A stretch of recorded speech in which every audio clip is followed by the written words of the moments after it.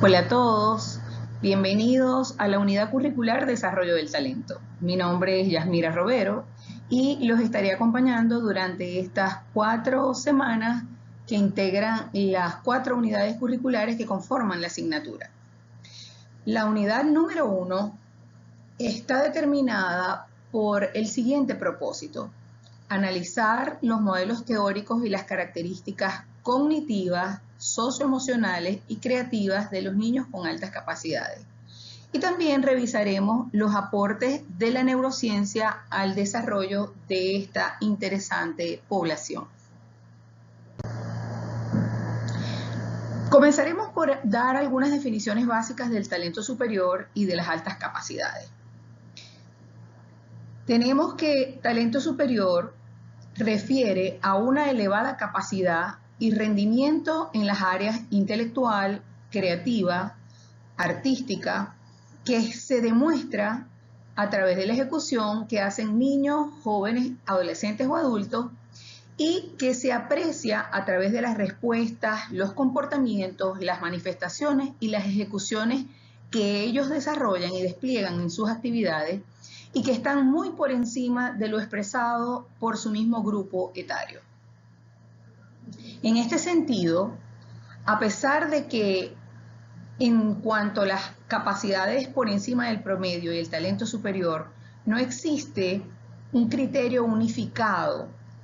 o una hipótesis única que describa el origen y una definición o un concepto globalmente aceptado de lo que es el talento superior y las altas capacidades, lo que vemos es en las respuestas y en las ejecuciones que hacen estas personas comportamientos que superan lo que está esperado para esas edades. Por ejemplo, vemos niños de 2 años de edad que se aproximan a un instrumento como por ejemplo puede ser el violín o el piano, que son instrumentos de una complejidad significativamente elevada y que lo tocan o incluso sin partituras, tocan con una destreza extraordinaria, lo cual habla de una altísima capacidad y un altísimo desarrollo, porque para ejecutar estos instrumentos no solamente se requiere madurez motora, que ya es un indicador importante, sino que también se requiere un conjunto de habilidades que tienen que ver con la inteligencia musical, con la inteligencia visual motora, con el reconocimiento de patrones que tienen que ver con la música, con la matemática, porque la música en alguna manera puede ser descrita como matemática en su más pura abstracción, de modo que cuando describimos estos criterios o estas definiciones, estamos haciendo alusión a estos comportamientos que nos resultan interesantes y asombrosos, hasta extraordinarios, por presentarse de manera muy precoz o a edades que no estamos acostumbrados a ver esos procesos o esos comportamientos. En cuanto a las altas capacidades, pues como ya lo comentamos, no existe aún una definición exacta y consensuada sobre lo que son las altas capacidades intelectuales. Sin embargo, están asociadas con esa precocidad, con el talento, con la sobredotación intelectual, sobre lo que se ha profundizado desde distintas perspectivas. Existe una aproximación a la definición de altas capacidades que está asociada con aquellas aptitudes potenciales que se muestran a través de destrezas generales o específicas que le permiten en un entorno favorable rendir respecto a su grupo de referencia por encima de lo que se ha considerado la media. Más adelante, cuando hablemos de las estrategias, vamos a hablar de a qué hacemos referencia con esto de la media y cuáles son las nuevas visiones o los nuevos aportes en relación a estos, entre comillas, promedios que han venido sustituyéndose por otros criterios o por otras terminologías de acuerdo a que la manifestación de las respuestas conductuales humanas no pueden estar determinadas por promedios o por límites específicos de comportamiento, porque ya sabemos que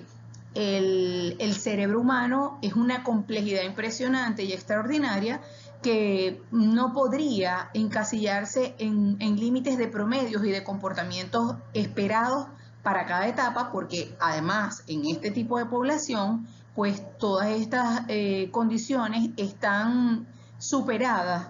en distintas ejecuciones por encima de lo que se espera para esos grupos etarios. Ahora bien, vamos a trabajar con algunos modelos teóricos que han sido referentes importantes para describir lo que son altos niveles de desempeño, superdotación, capacidades elevadas o talento superior. Dentro de los modelos encontramos el modelo psicométrico. Nosotros de repente hemos escuchado con mucha frecuencia, sobre todo los que estamos en áreas relacionadas con la educación de la diversidad,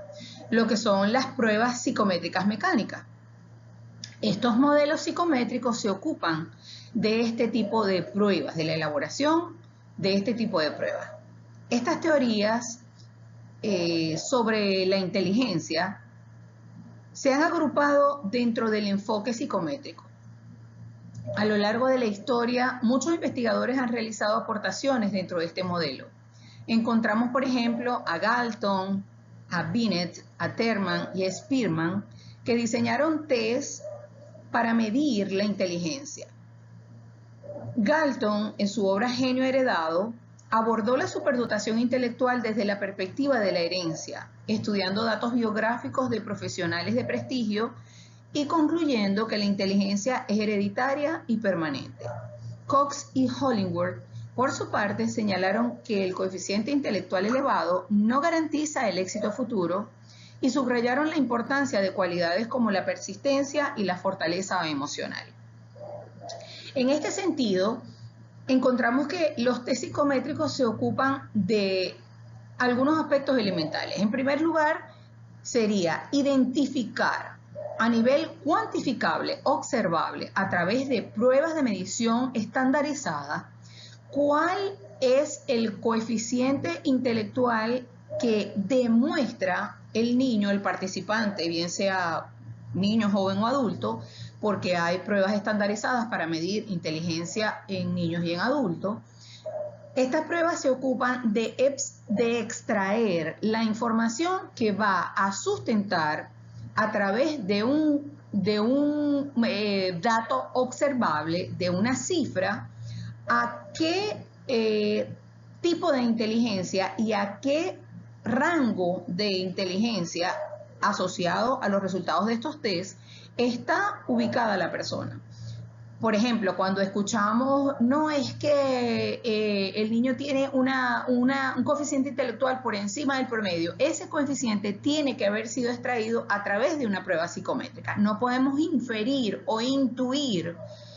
el coeficiente de inteligencia de una persona o mucho menos dar un estimado o un aproximado sin haber aplicado o sin haber sido el niño o la persona sujeto y objeto de la aplicación de una prueba o de un test psicométrico. Estas pruebas son interesantes y sirven, entre muchos beneficios que tienen, podrían ser un aporte valioso para contrastar las competencias demostradas por la persona en la práctica y de alguna manera predecir o equiparar cómo esas competencias podrían estar ancladas a un coeficiente intelectual elevado, así como también, por ejemplo, algunos comportamientos que observemos lentos o que no están asociados a ese grupo etario, sino que corresponden a una población de menor desarrollo, de menor madurez. También una prueba psicométrica podría contrastar eso que estamos observando en la práctica con ese dato objetivable, medible y verificable a través de un test psicométrico. Ahora bien, es importantísimo que nosotros tengamos claro que no es indicador el resultado de la prueba es un dato valiosísimo. Sin embargo, no es un predictor único del éxito o las elevadas competencias o del progreso efectivo de la persona con talento o de la persona superdotada. Por ejemplo, hay casos de personas jóvenes y adultos que muestran tener coeficientes elevados, incluso dentro de los que se ubican dentro de los más altos del mundo, y que no están ni relacionados con ninguna manifestación o ninguna expresión artística o científica o intelectual elevada, que se ocupan de tareas rutinarias, que se ocupan de oficios tradicionales. Por ejemplo, existe un señor en Estados Unidos que en este momento devenga uno de los datos más elevados del coeficiente intelectual y se ocupa de una línea, de una flota de camiones, y él maneja uno de los camiones. O sea que no es un predictor de que la persona va a estar ocupando algunas áreas extraordinarias con desempeños extraordinarios. Las personas pueden tener un coeficiente muy elevado y sin embargo desempeñarse de manera promedio en oficios tradicionales sin que pudiera observarse a simple vista que la persona tiene un desarrollo muy alto de su coeficiente intelectual. Otro de los modelos teóricos que se estudia en el caso del talento superior es el modelo cognitivo. Las teorías del modelo cognitivo desarrolladas por investigadores como Sternberg, Gardner, entre otros, no intentaron eliminar el enfoque psicométrico tradicional. Por el contrario, lo asumieron y basándose en sus aportes, quisieron avanzar en la comprensión de la inteligencia. Estas teorías se centraron en los procesos cognitivos implicados en la realización de la tarea, lo que hoy comúnmente escuchamos como las famosas funciones ejecutivas cerebrales. Estos enfoques, estos modelos, ven la inteligencia como el resultado de la interacción con el entorno y la capacidad de procesamiento de la información que tiene nuestro cerebro, en lugar de ser meramente un código heredado. Es decir, a pesar de que ya los modelos psicométricos habían hablado de la conexión estrecha y preponderante de la herencia en la inteligencia, los modelos teóricos asociados al cognitivismo o los modelos cognitivos le dan mucho valor a la influencia del ambiente y a la influencia de la interacción, porque están soportados sobre la idea de que la inteligencia es un constructo que se desarrolla y que evoluciona en función de los entornos. Si la persona está sometida o está inmersa en entornos ricos y estimulantes, pues es bastante probable que esa inteligencia con la que nació, aunque no haya puntuado de repente muy elevado en las pruebas estandarizadas, en las pruebas psicométricas, pues la persona puede llegar a alcanzar altos niveles de funcionamiento y desarrollo de su inteligencia producto de la interacción con un ambiente que ha sido muy nutritivo y muy estimulante. Taylor, en el modelo multidimensional, incluyó la creatividad como un factor clave de la inteligencia, seguido por Jackson y Butterfield, quienes defendieron la importancia de los rendimientos actuales y de la metacognición en la valoración de la superdotación. Borkowski y Peck subrayaron la relevancia de la estrategia metacognitiva en la planificación y control de la memoria. En este sentido, es muy importante considerar los modelos multidimensionales, porque ya no se consideraba la inteligencia como un modelo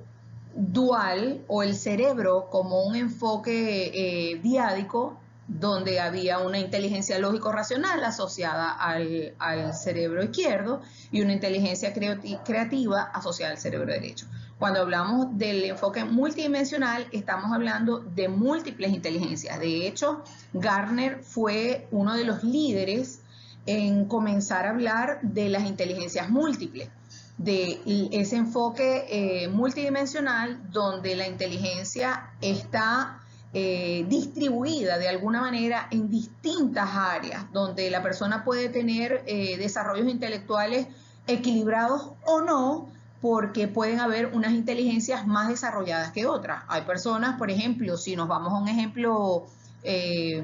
muy relevante y significativo en Venezuela, que es el sistema de orquestas del maestro Abreu,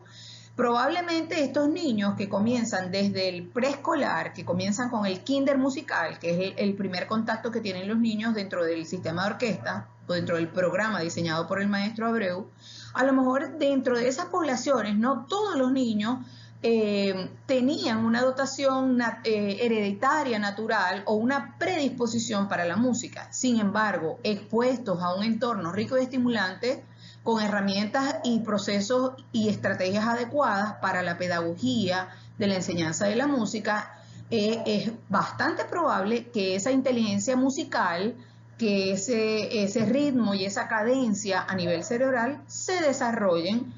porque están expuestos y sometidos a un entorno de música, a un entorno musical muy estimulante. La metacognición se refiere al conocimiento, concientización, control y naturaleza de los procesos del aprendizaje. El aprendizaje metacognitivo puede ser desarrollado mediante experiencias de aprendizaje adecuadas. Cada persona tiene de alguna manera puntos de vista cognitivos, algunas veces en forma inconsciente. Es relevante ver cómo las personas con talento superior, las personas con altas capacidades, superdotados y genios, son capaces de automonitorear sus procesos de aprender, encontrar cuáles son los medios o los recursos que los hacen más efectivos. Incluso es muy interesante ver cómo los niños describen cómo ellos aprenden, conocen sus procesos operativos de pensamiento, incluso niños muy pequeños, niños de 8 o 10 años, que son capaces de describir sus procesos operativos de pensamiento para alcanzar una tarea o para alcanzar el aprendizaje de algún contenido. Por ejemplo, niños que aprenden con mucha facilidad los números, las matemáticas o los idiomas. Ellos son capaces de describir el proceso operativo que sigue su cerebro y su pensamiento para adquirir este tipo de conocimiento. A eso nos referimos con la metacognición y la metaconciencia de que esta población tiene acerca de cómo aprende, qué procesos utiliza para aprender y cuáles son las estrategias operativas de pensamiento que usan para adquirir informaciones, conocimientos y aprendizaje. Otro de los modelos teóricos importantes es la teoría triárquica de la inteligencia de Stenberg. Esta teoría o este modelo teórico se enfoca en los recursos y capacidades del ser humano para procesar la información y la experiencia. Se refiere a la inteligencia analítica, la inteligencia creativa y la inteligencia práctica. Muchas personas han asociado esta teoría de Stenberg como la teoría de la puerta giratoria o de los 3 giros o anillos de Stenberg. Esta teoría nos habla de que la inteligencia está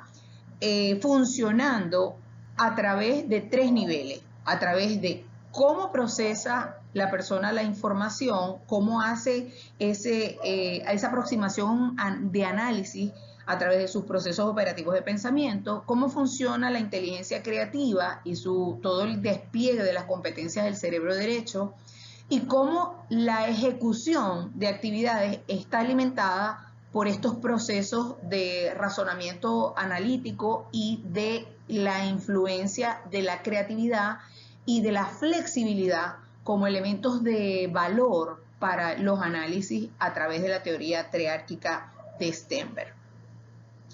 Y llegamos a lo que ya habíamos comentado, la teoría de las inteligencias múltiples de Gardner, que propone la existencia de diferentes potenciales cognitivos resultantes de la interacción entre factores biológicos y ambientales. Como decíamos anteriormente, ya no solamente se considera la herencia. Gardner habla de la importancia de que los niños estén alimentados por entornos o estén insertos en entornos ricos y estimulantes que sean capaces de potenciar al máximo los distintos tipos de inteligencia que todos tenemos. Gardner identificó 7 tipos de inteligencia, entre las cuales tenemos la inteligencia lingüística. Por ejemplo, vemos en el mundo entero experiencias. Recuerdo en este momento la experiencia de un niño que es pastor de la religión cristiana evangélica en Perú, un niño de 10 años que tiene inteligencia lingüística y es capaz de dar unos sermones y es capaz de dar unas explicaciones bíblicas a la altura de cualquier filósofo adulto. Allí estamos hablando de la inteligencia, el desarrollo muy relevante de la inteligencia lingüística. La inteligencia musical, ahorita en las redes sociales vemos muchos videos en TikTok y en YouTube de niños, he visto muchos últimamente de niños japoneses que son súper dotados en la música. Incluso si nosotros vamos a la referencia de unir la genética, la biología con el ambiente, podemos hablar, por ejemplo, del modelo de Suzuki, el modelo de música, de entrenamiento musical de Tsukini Suzuki. Tsukini Suzuki proponía o propone un modelo musical que ha sido extendido a nivel global por todo el mundo, donde los niños, él decía, el único día que no se aprovecha para que el niño aprenda a tocar el piano o el violín es el día de su nacimiento, porque todavía el niño está confundido entre si es una entidad autónoma, individual, o todavía se considera que es parte de la madre. Suzuki decía que al día siguiente de haber nacido ya el niño debía ser expuesto a una estimulación de la música, y él demostró con evidencias que a los 4 años de edad, el niño que estaba sometido desde el día 2 de su nacimiento a la música era capaz de dar su primer concierto de piano. Entonces es muy importante esta visión de Gardner de unir la relación estrecha que existe entre el ambiente y la herencia. Otra de las inteligencias que él cita dentro de esos 7 tipos de inteligencia es la lógica matemática, la visual espacial, por ejemplo, los tenistas, los que son atletas, todos los deportes que tienen que ver con una pelota, por ejemplo, están asociados a la inteligencia visoespacial, porque los artistas gráficos, los artistas plásticos, toda la inteligencia visoespacial está muy desarrollada en estas áreas. La inteligencia corporal kinésica, todos los atletas, por ejemplo, todos los deportistas de élite que manejan todos estos deportes que tienen que ver con el cuerpo, el atletismo, la gimnasia rítmica,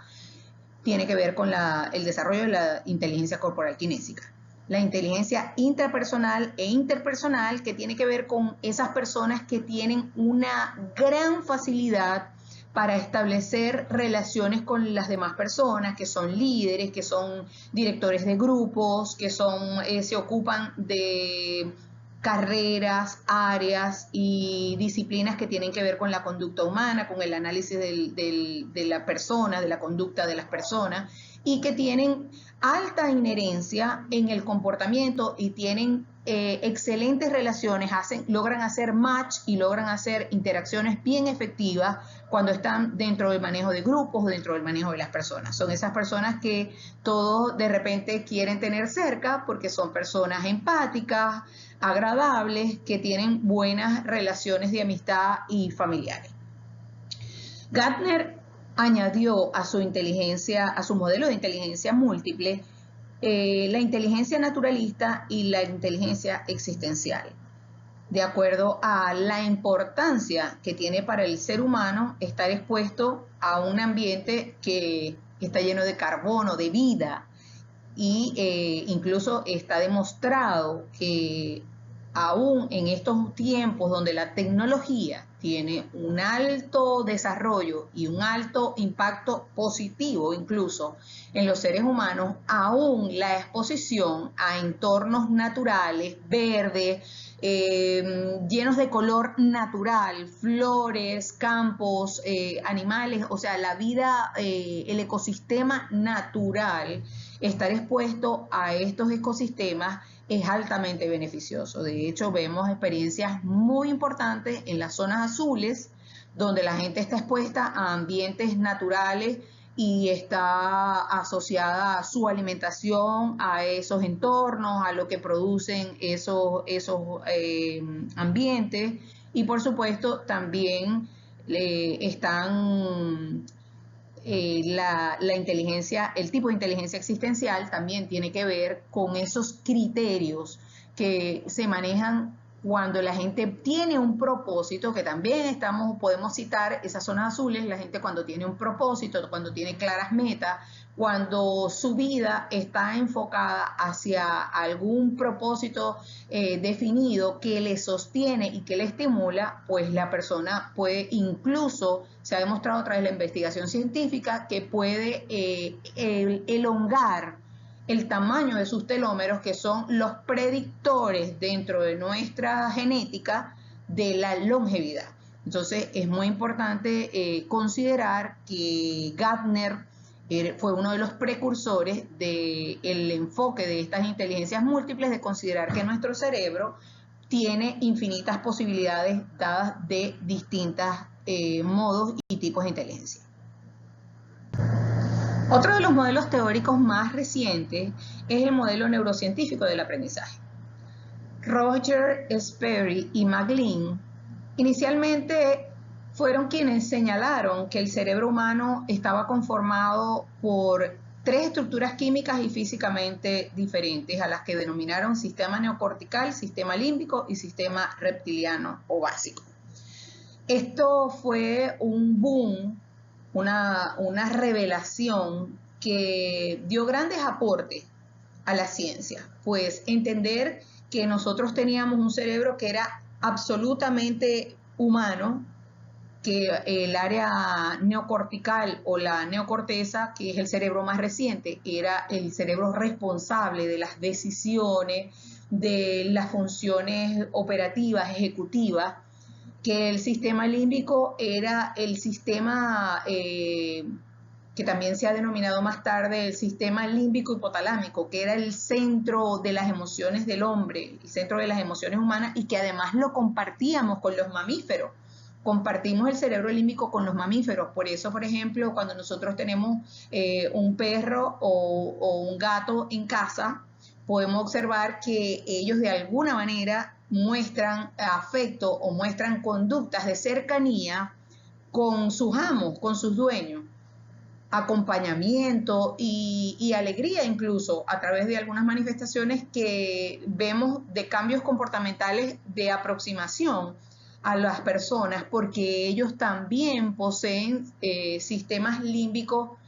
o sistemas afectivos dentro de su cerebro de manera similar al sistema límbico de los seres humanos. Y el sistema reptiliano, el sistema básico, que definitivamente es un sistema bien básico, que se dice que es el primer cerebro que fue evolucionando y que es común a animales y a seres humanos, porque el cerebro de la supervivencia, de los actos que son habituales, que no necesitan de planificación, entrenamiento, pensamiento, sino que están allí. Yo siempre suelo dar ejemplos básicos, como que, por ejemplo, cuando la persona se levanta en las mañanas y va a hacer sus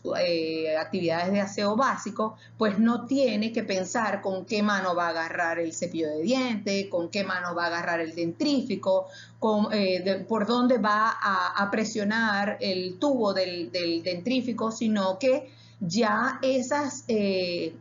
actividades ya están de manera rutinaria, estructuradas y encajadas en nuestros sistemas básicos como rutinas que no requieren de planificación, programación y funciones ejecutivas para ser puestas de manifiesto. Eso nos facilita mucho la vida, porque imagínense ustedes que todo lo que nosotros hiciéramos dependiera de la neocorteza. O sea, sería muy compleja la vida si todas las actividades, si cada vez que nos enfrentamos a una situación, tuviésemos que crear un valor, una creencia, una norma, o sea, todas esas estructuras que hemos consolidado, incluso estructuras psicológicas básicas que hemos estructurado desde que estamos niños, desde que estamos incluso en el vientre de nuestras madres, pues sería muy complejo crear ante cada evento toda esta serie de comportamientos. O sea, nosotros analizamos, enfrentamos y ejecutamos acciones en función de un cerebro que piensa, un cerebro que sería el cerebro neocortical, un cerebro que siente, que sería todas las estructuras del sistema límbico hipotalámico, y de un cerebro que nos protege, que nos ayuda a sobrevivir y que nos garantiza que ahorremos energía. Recordemos que nuestro cerebro es energía, trabaja con impulsos eléctricos. Entonces, el cerebro, su función básica es el ahorro energético, el ahorro de energía. Y para él ahorrar energía, tiene que utilizar comportamientos que no todos deben ser ejecutados o planificados con funciones ejecutivas demandantes de energía, sino que hay algunas que ya están preprogramadas y que simplemente se despliegan ante una situación que ya el cerebro conoce. En cuanto al sistema neocortical, está estructurado por el hemisferio izquierdo y el hemisferio derecho, está asociado a procesos de razonamiento lógico, las funciones de análisis, síntesis y descomposición del todo en sus partes. El sistema límbico, que está ubicado debajo de la neocorteza y está asociado a la capacidad de sentir y de desear, de ver globalidades, establecer relaciones espaciales, además de ser imaginativos y creativos. En este sistema se dan los procesos emocionales y los estados de calidez. Aquí se experimentan las emociones básicas, el amor, el gozo, la depresión, el odio, entre otras emociones. Es decir, aquí están ubicadas las emociones, tanto las emociones agradables como las emociones desagradables. Ahora, en cuanto a las neurociencias, hemos visto todo un despliegue de investigación que nos habla de nuestra caja negra, que nuestro sistema cerebral tiene una caja negra y tiene una amígdala, que en realidad tenemos dos amígdalas, que son las que resguardan todo lo que es nuestra información y nuestra memoria emocional. Eso también ayuda al cerebro a ahorrar energía. ¿Por qué? Porque el cerebro ya tiene almacenado rutas y historias que ya conoce y que en situaciones familiares podría responder de la manera que ya conoce porque ya tiene esos patrones de respuesta asociados a eventos anteriores que están allí guardados en la amígdala. En cuanto al sistema reptil, es un sistema muy útil porque es el sistema de defensa, de preservación de la vida. Por ejemplo, si nosotros estamos en un lugar, en una conferencia o estamos en un teatro y escuchamos la alarma de incendios, por ejemplo, es el sistema reptiliano, el sistema básico, el que nos hace levantarnos del asiento y correr hacia la puerta de salida. Si nosotros tuviésemos que pensar qué hacer y diseñar una estrategia operativa para salir del lugar, probablemente utilizaríamos mucha energía y nos tardaríamos o nos bloquearíamos en el caso de que, por ejemplo, lo analizáramos desde el sistema límbico, desde el sistema emocional, nos podíamos quedar presos del miedo o de la angustia y no buscaríamos la inmediata solución de la situación que es el cerebro ve como una situación de emergencia que garantiza la vida, y para eso tiene una solución que es la huida, que es la misma estrategia que utilizaría un animal que está frente a un peligro. Por ejemplo, un conejo que ve una bestia que se le acerca, su estrategia primaria para garantizar su vida es la huida, porque este cerebro garantiza nuestra supervivencia. Ahora vamos a hablar de lo que sería la primera actividad de evaluación para los participantes. Ustedes tienen que realizar algunas actividades, vamos a realizar 4 actividades, una actividad por cada unidad, para ir fortaleciendo los contenidos que vamos revisando en cada unidad. Esta primera actividad es muy sencilla. En primer lugar, deben seleccionar un video de YouTube o TikTok donde se muestra la historia o un episodio de un niño superdotado, de un niño genio o de un niño con altas capacidades demostradas en algún área específica. Puede ser la música, las artes, las matemáticas, el lenguaje. Cualquier video que muestre un niño con altísima capacidad para ejecutar una función en algún área determinada que llame su atención, ese video usted lo va a seleccionar. Van a seleccionar el video, lo van a ver, luego van a investigar toda la información posible de ese video, del niño, del adolescente, de la persona que ustedes seleccionaron. Van a buscar con apoyo de la inteligencia artificial la biografía, la historia familiar, toda la información que puedan recopilar en relación a la historia de vida de este protagonista del video. Una vez que se recopile toda esa información, entonces van a analizar el caso de acuerdo a los modelos teóricos que revisamos. Van a elaborar unas conclusiones propias que incluyan los aspectos más relevantes y los aspectos asombrosos para cada uno de ustedes en este protagonista del video. La evaluación tiene un valor del 25% y yo estoy segura que la van a disfrutar porque hay muchos videos extraordinarios y asombrosos de niños incluso menores de 4 años que ya demuestran ejecuciones súper asombrosas en algún área de la ciencia o del saber.